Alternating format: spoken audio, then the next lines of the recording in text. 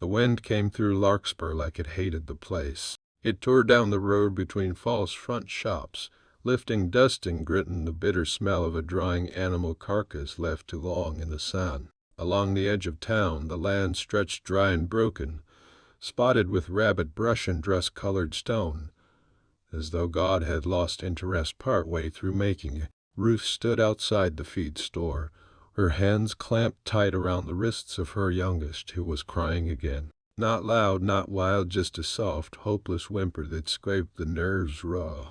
The other two stood behind her, pressed close to the wagon wheel, trying not to be seen. All three wore clothes that hadn't been clean in days. Ruth was sure what she looked like. She hadn't caught sight of her reflection in more than a week, but she could feel the weight of her own shame like a dirty blanket. Her shoes were cracked. Her back ached. The wind pushed her skirt flat against her legs. She hadn't eaten since yesterday morning. Behind the counter, the storekeeper, a narrow-eyed man with thinning hair, shook his head like he'd done the last time.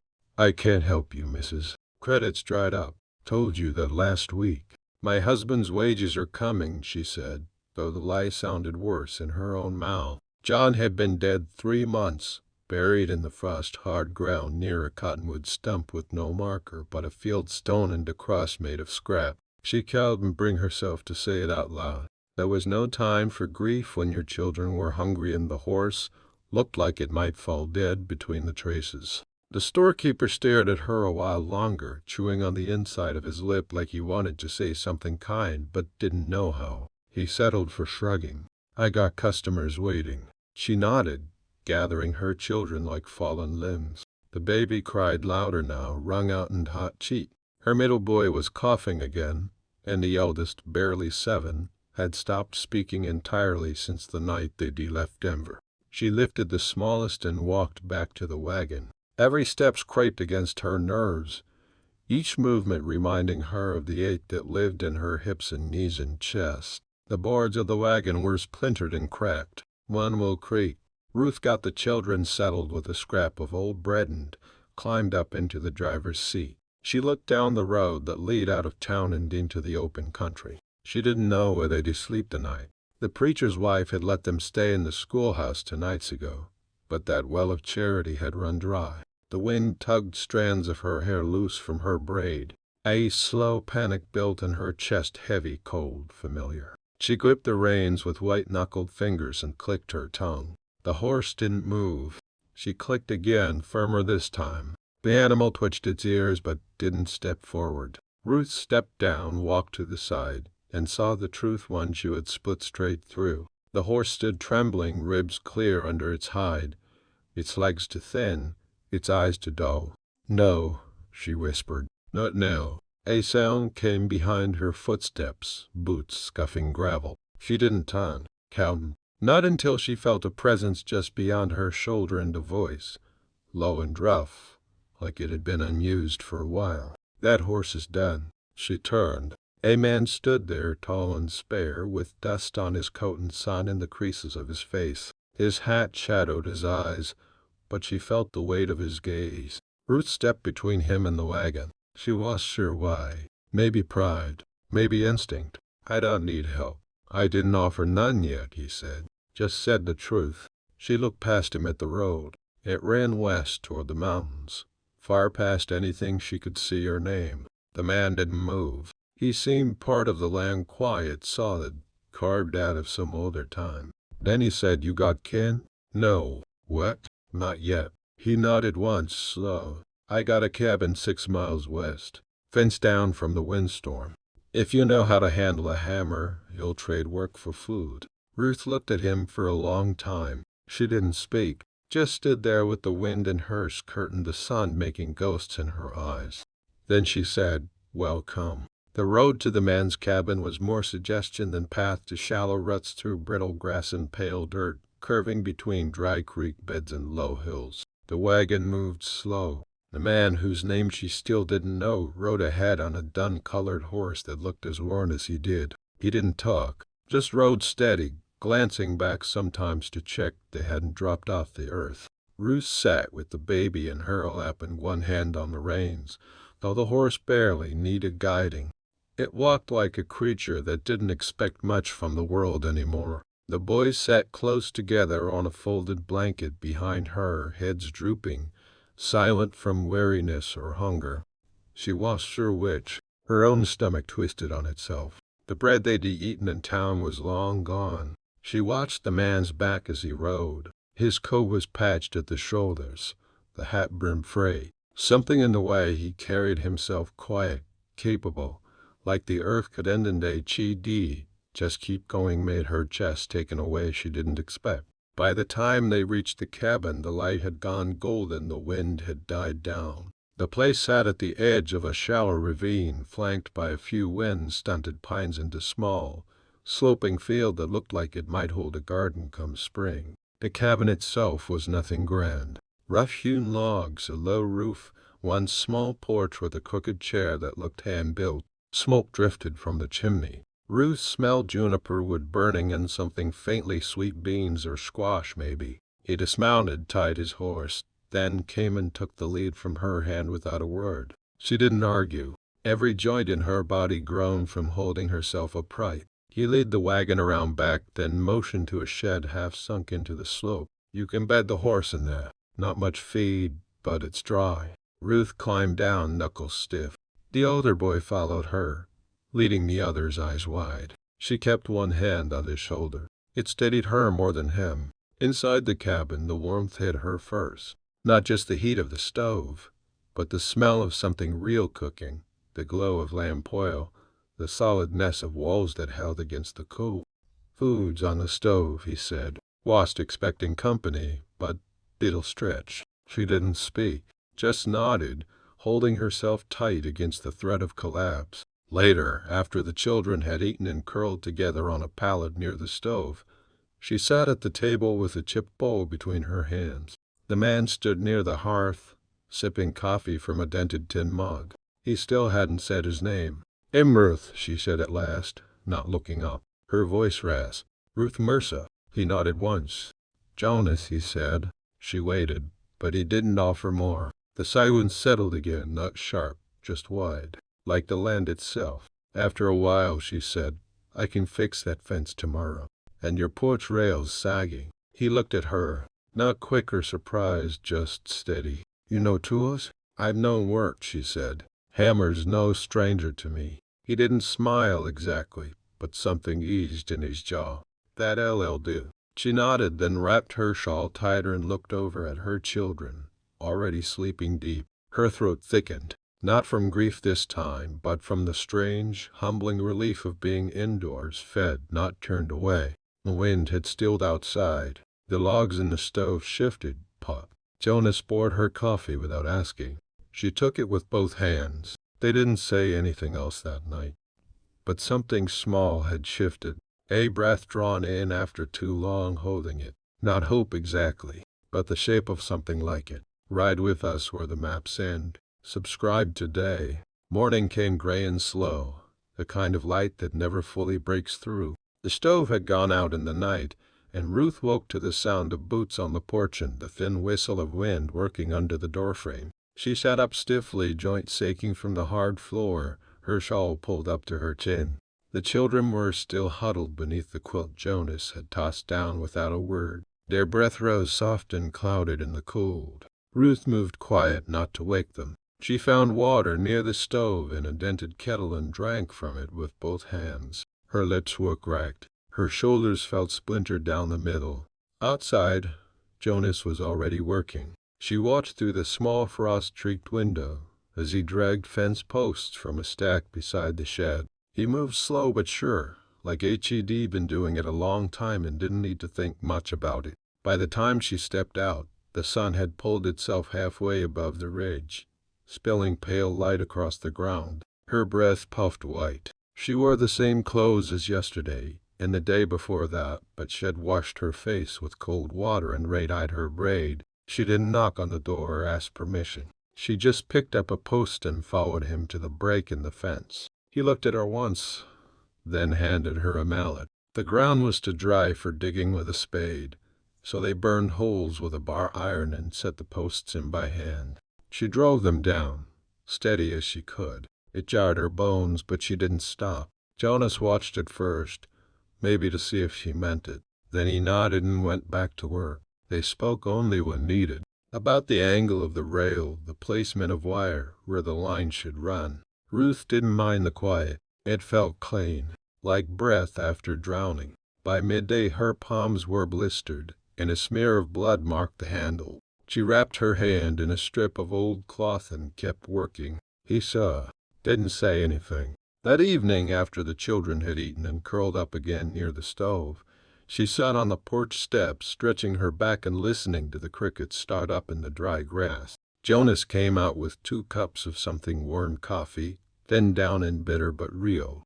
She took hers without a word. The wind was light. A few stars were out. The air smelled like dust and pine sap and old ashes. He spoke first. You from Denver? She nodded. We were living there. John had worked freight lines, but he got thrown off a horse last winter.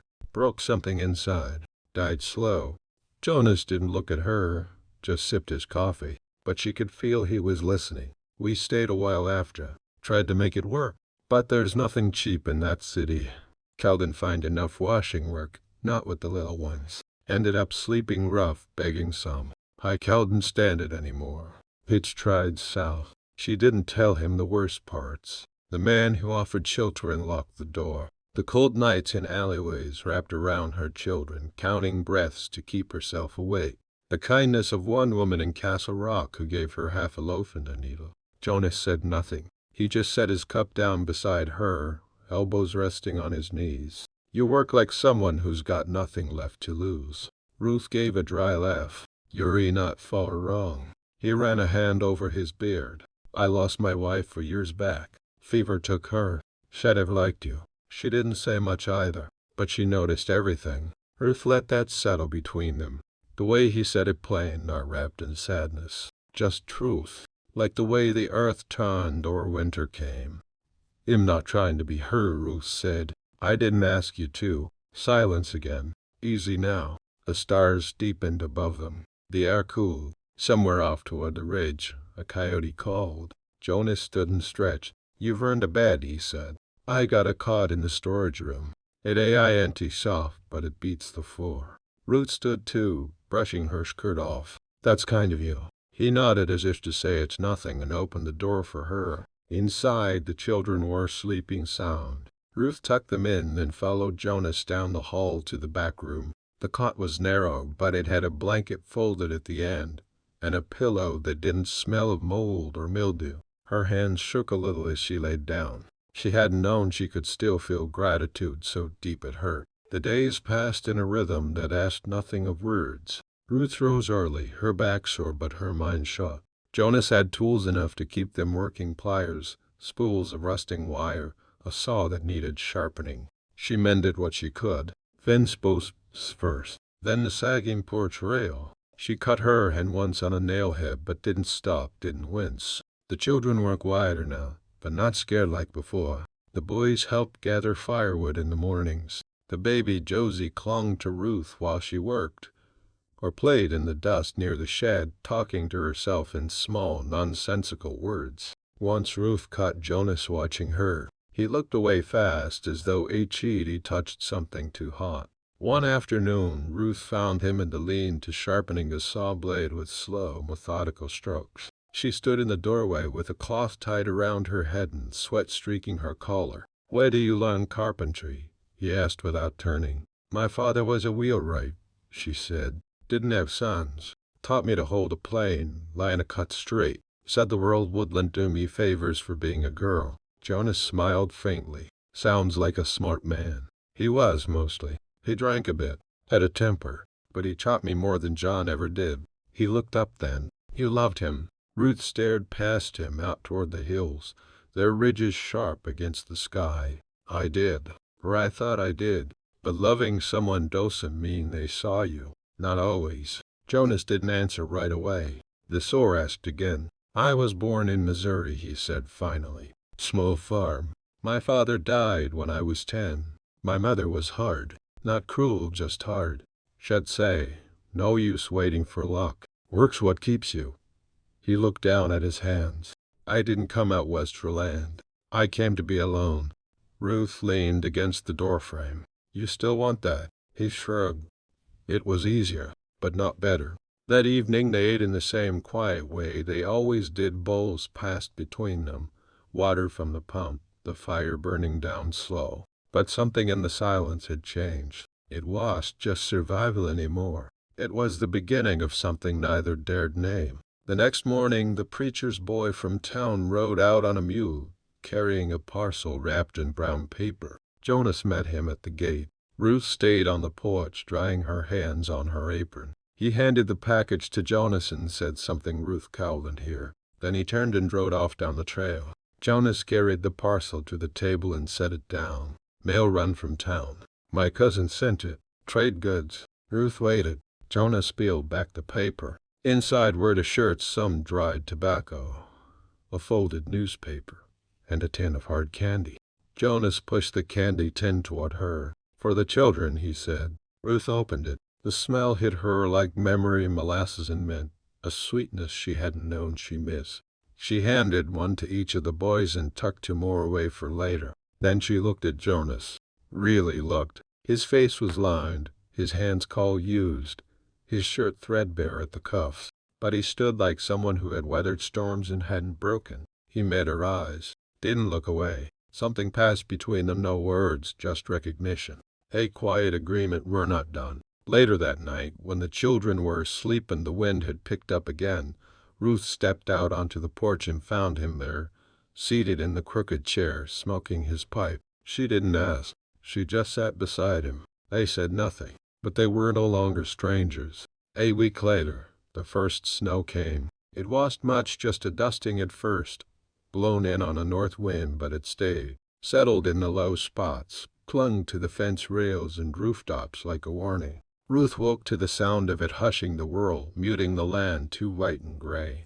Her breath clouded in the storage room as she dressed, the cot creaking under her weight. She pulled a second shawl around her shoulders and went to the stove, lighting it with careful hands. The children were slow to rise. Cold had a way of keeping them curled up. She let them sleep a little longer. There was school, not out here. Their lessons came by doing: how to gather dry wood, how to wash with melted snow, how to keep quiet when there was nothing useful to say. Jonas came in with an armful of kindling and stomped the snow off his boots. He looked at her, then the stove, then the sleeping forms on the floor. "I'm heading out to check the trap lines," he said. "Might be rabbits if they were foolish last night." "You'll come," Ruth said. He paused. "It's not easy walking. I've done worse." She wrapped Josie tight and settled her with the boys, telling them to stay near the fire and not touch the kettle unless the flame was low. Then she pulled on her boots, still cracked, still letting him cold, and followed Jonas out into the white. The world had changed overnight. The dry golds and browns of autumn were gone, buried under a layer of silence. Trees stood black and bare against the sky. Their breath hung between them as they walked. The snow came up over her ankles, soaking through. She didn't speak. Neither did he. The traps were set in a half circle beyond the creek bed, where scrub brush gave shelter. They found two rabbits, stiff with cold, eyes wide and frozen. Jonas reset the lines while Ruth tied the animals together and slung them from her belt. "You ever think about going back?" he asked, not looking at her. "Back where?" "To the city. To people." She shook her head. "There's no place for me there. You're still young. You say that like it's armor. It's not." He stood, dusted snow from his glove. "You could make a life again, somewhere better than this." "I'm not looking for better. I'm looking for honest." He nodded, and for a moment they just stood there, surrounded by nothing but whitened sky. Back at the cabin, she cleaned the rabbits with practiced hands. Jonas watched her from the doorway, arms folded. "You move like someone who's done without," he said. She didn't look up. "We all do." "No," he said. "Some people still think someone's coming to save them. You don't." She laid the skinned rabbit on the table and wiped her hands on a rag. "Because no one is." He didn't answer, but he stepped into the room, crossed the floor, and reached into the cabinet. He brought out a box-soled cedar hand curve. He held it out to her like it weighed something more than it should. She opened it. Inside were papers. Deeds. A folded map. A silver ring worn thin. A locket. A picture of a woman with dark eyes and a child on her lap. She was strong, he said, but she never liked this land. It wore her down, took her slow. Ruth closed the box gently. And you stayed? I stayed, he said, but I didn't keep living. Not till you showed up. The room went still. The fire pot. A gust of wind rattled the windows. You don't tell me anything, she said softly. I know, he said. That's why it matters. That night, he moved her cot into the front room. No words about it. Just did it, slow and quiet, after the children fell asleep. Ruth didn't stop him. They sat by the fire later, close but not touching. And for the first time in months, she let herself believe that maybe survival was the end of the story. By late November, the land was frozen hard. Every movement outside had to be earned. Boots broke through crusted snow with a crunch. Fingers stiffened fast without gloves.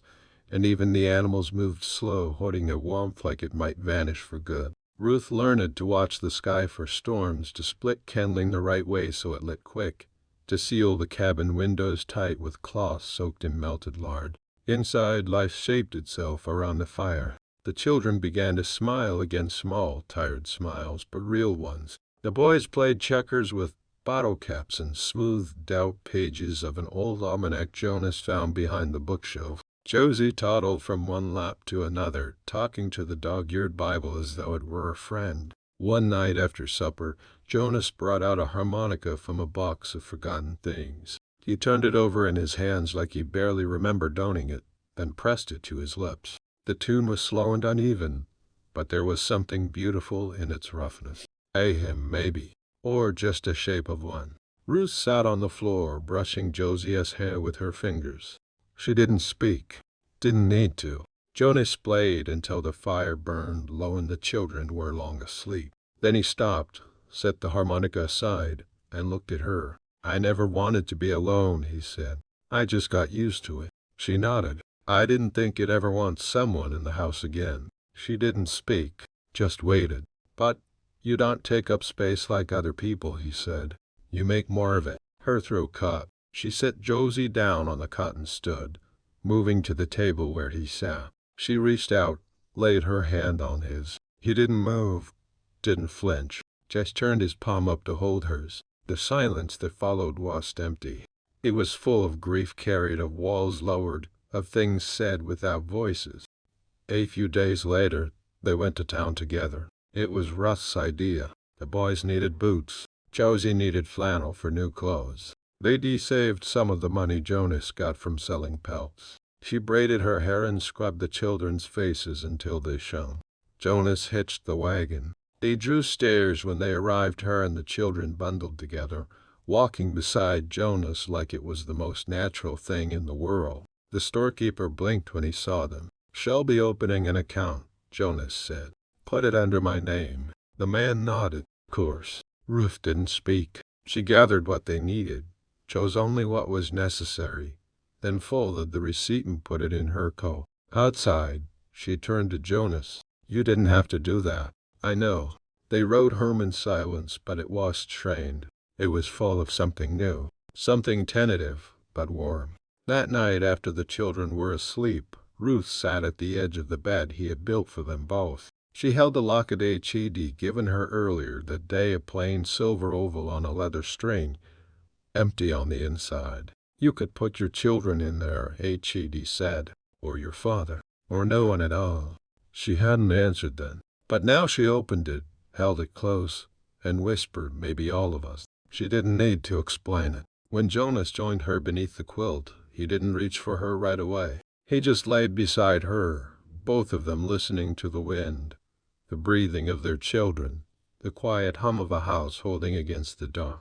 There was no need to speak of what they were becoming. It was already happening. The storm hit in December, not the soft kind that settled in slow and gave you time to prepare, but a real one, a wall of whitened wind that came down from the mountains and swallowed everything in its path. It rolled in before dawn, howling like a living thing, bending the pine trees and scouring the windows with snow that didn't fall but drove sideways, sharp as gravel. By mid-morning, they called in sea, more than 10 feet outside. The animals were locked in the shed, the doors barred with rope and a beam. The stove was burning hot, fed steady with dry wood, and Jonas moved through the cabin like he'd done it 100 times, checking chinks in the walls, weighing down the roof hatch, reinforcing the windows with another layer of wool. Ruth moved just as fast. She boiled water for the blankets, made biscuits from what flour was left, and kept the children occupied reading to them in a low voice,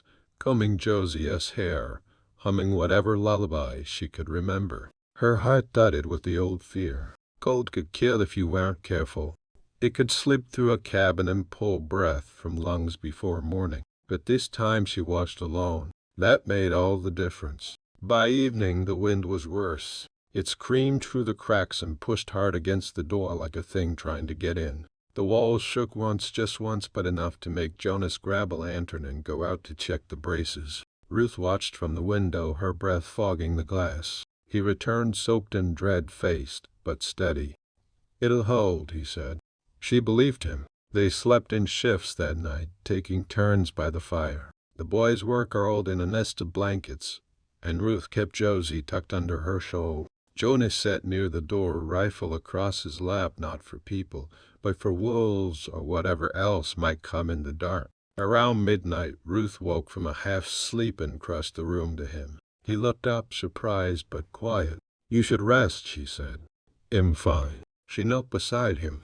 "You don't have to do it alone." He looked at her, his face lit off by the lantern, and for the first time, she saw the boy he must be been. Scared, determined, still holding everything together. She took the rifle from his hands, leaned it against the wall, and sat down beside him, their shoulders touching. "I'm not going anywhere," she said. He reached for her hand.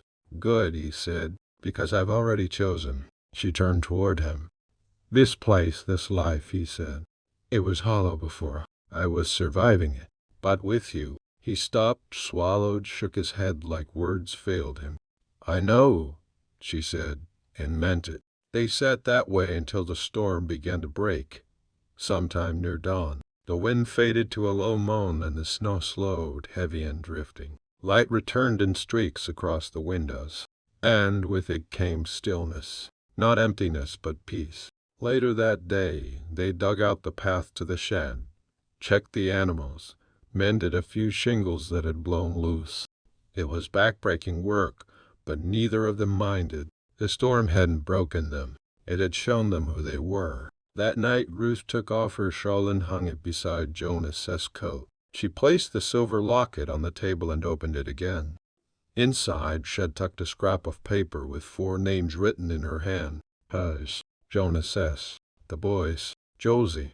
She looked at him across the table, his eyes lit by firelight, and said, "I want to stay." He reached out, covered her hand with his. "Then stay." There was no ceremony, no need. That winter, they built a new cradle for Josie and a bunk for the boys. Come spring, they'd de-break ground on a second room and start a garden. Ruth would teach the children their letters. Jonas would mend the barn. They'd trade with town, lend a hand to neighbors when they needed it, and come home to one another when the day's work was done. The locket stayed on the table, a symbol not of what they'd lost, but of what they'd chosen. A family built not from blood or law, but from survival, honesty, and the slow, steady grace of beginning again. If this felt like home, subscribe and don't leave.